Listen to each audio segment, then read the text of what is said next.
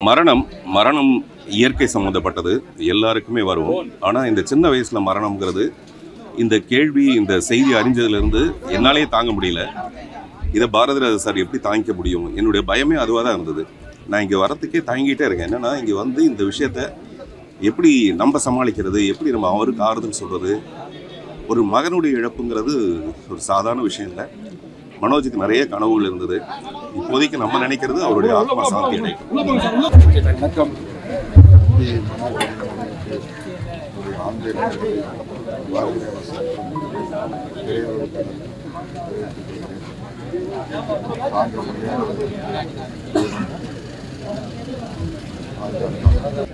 புரியல சட்டுன்னு என்னென்ன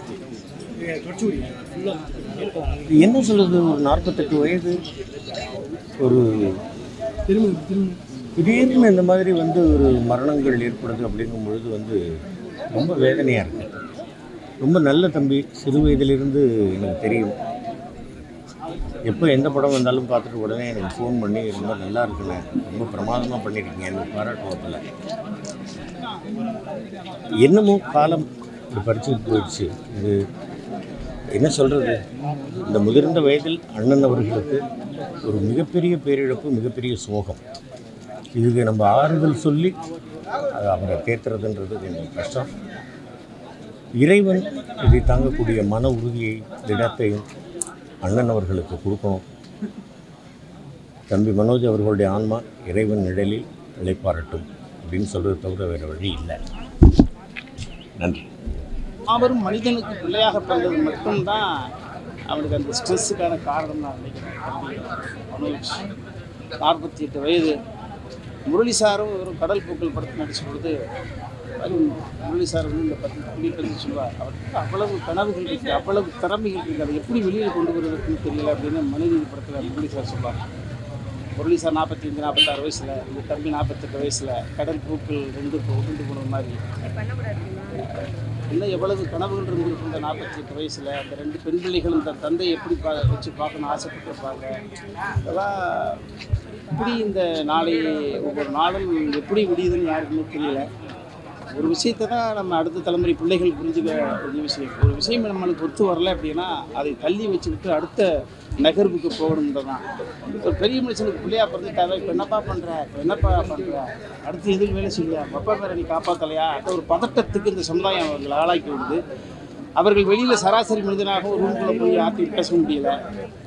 வீட்டுக்குள்ளே கதவை சாத்திக்கிட்டு அந்த இருப்பதனுடைய ஸ்ட்ரெஸ்ஸுடைய விளைவு தான் அந்த 48 வயதில் இருக்கிற பெரிய மரணத்திற்கான காரணம்னு ஒரு தனிப்பட்ட ஒரு மனிதனாக நானும் கிராமத்திற்கு இருந்தவனாக உணர்றேன்.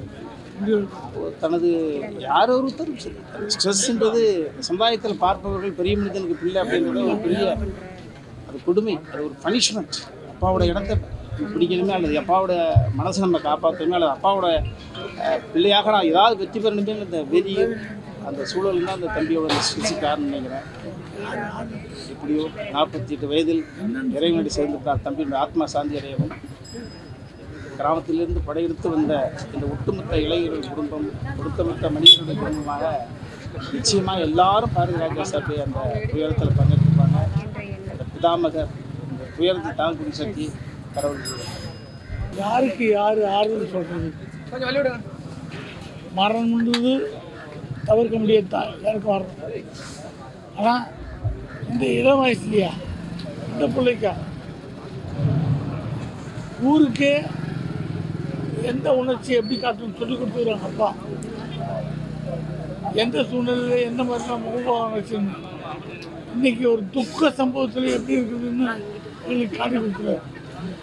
ஒரு அப்பாவாக அவருக்கு போய் நான் என்ன ஆறுதல் சொல்கிறது? கவலைப்படாதீங்கன்னு சொல்ல முடியும். எந்த அப்பா கூட வரக்கூடாதுங்க. அந்த இந்த வயசில் அவன் வரவே கூடாது. வாழ தோங்குற வயசு. வாழ்க்கை கொஞ்சம் கொஞ்சமாக பார்த்து நல்லது கெட்டது எல்லாம் தெரிஞ்சுக்கிட்டு பக்குவப்பட்டு கொஞ்சம் இனி நல்லா வாழலான்ற வயசு தான் மனோஜ் வயசு. பக்குவப்பட்ட பையன் எனக்கு ரொம்ப பிடிக்கும்.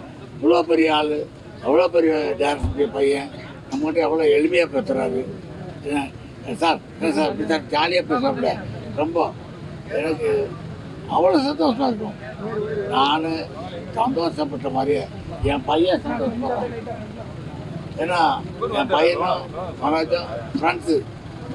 அதை விட என் மனைவி சொல்கிறாங்க, மனோஜ் என்னலாம் சொல்லுவார், அவங்க எங்கள் வீட்டு சாப்பாட்டு ருசி பற்றி அவர் சொன்னது தான் என் மனைவி சொன்னவர். எங்கள் குடும்பத்தோடய பசந்த ஒரு பிள்ளையை பறிவிட்டோம். மனசு ரொம்ப கஷ்டமாக இருக்குது. யார் வீட்டுக்குள்ளேயும் இந்த வயசில் போக வேணாம். கடவுளுக்கு வேண்டிட்டு தான் அதான் மரணம் வரட்டும்.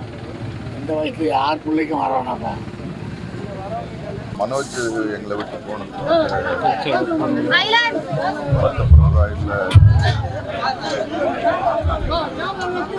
விட்டு தவிக்கிற பாரதிராஜா சாருக்கு ஆறுதல் சொல்லுற எனக்கு மனோஜை வந்து எனக்கு ரொம்ப 6 வயசு குழந்தையா எனக்கு தெரியும். நான் ஹோட்டலில் வேலை செஞ்சு நீச்சல் பயிற்சி சொல்லுவாங்க பாரதிராஜ். அவளுக்கு பல ஆசைகள் இருந்துச்சு, பல கனவுகள் இருந்துச்சு, பல கட்டாயங்களும் இருந்துச்சு.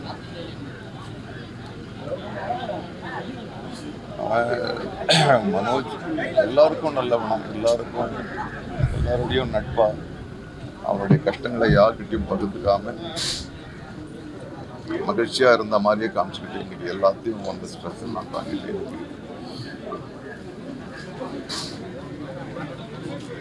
வழக்கமாக மரபா சொல்றவனுடைய இழப்பு ஈடு செய்ய முடியாது அப்படின்றது இங்க ஒரு பெரும் பூதமா பாரதிராஜா சார் இருக்குது. அவருடைய ஈடு என்ன செய்ய முடியும், அவருடைய குடும்பத்தாருக்கும் அவருடைய குழந்தைங்க ரொம்ப தைரியமா இருக்காங்க. மனோஜ் இல்லைனாலும் அந்த இடத்துல நாங்கள்லாம் சக எல்லாருமே அவன் கூட இருப்போம். எந்த இடத்துல பார்த்தாலுமே அண்ணன் உரிமையோட பாசமாக பேசக்கூடிய பாசமாக. சமீபத்தில் அவர் கூட விருமன் படத்தில் நான் சேர்ந்து வேலை செய்யக்கூடிய ஒரு பாக்கியம் முடிச்சுட்டு வரும்போது கூட அந்த பகுதியில் இருக்கக்கூடிய அவருடைய தோட்டத்துக்கு கூட போய் எங்களுக்கெல்லாம் சாப்பாடு சமைச்சு சுரேஷ். ஸோ இவ்வளோ சின்ன வயசில் இப்படி ஒரு திடீர்னு ஒரு அகால மரணம், அதுவும் எந்த ஒரு தாய் தகப்பனுக்கும் இந்த மாதிரி ஒரு சூழல் வந்து இறைவன் கொடுக்கக்கூடாது. உண்மையிலேயே ஒரு நல்ல பையன், ஒரு பெரிய இயக்குனருடைய மகன் அப்படிங்கிற ஒரு செல்வ செழிப்போட வளர்ந்த ஒரு பையன் எதுவுமே இல்லாமல் எல்லாரையும் ஒரே மாதிரியே பாசமாக நேசித்து பழகக்கூடிய ரொம்ப யதார்த்தமான ஒரு பையன். இவ்வளோ சின்ன வயசில் அவனை இழந்துட்டு 2 பொம்பளை பிள்ளைங்க வந்துட்டு அந்த மாதிரி அவனுக்கு மரணம் அப்படி ரொம்ப ரொம்ப வருத்தமாக இருக்குது.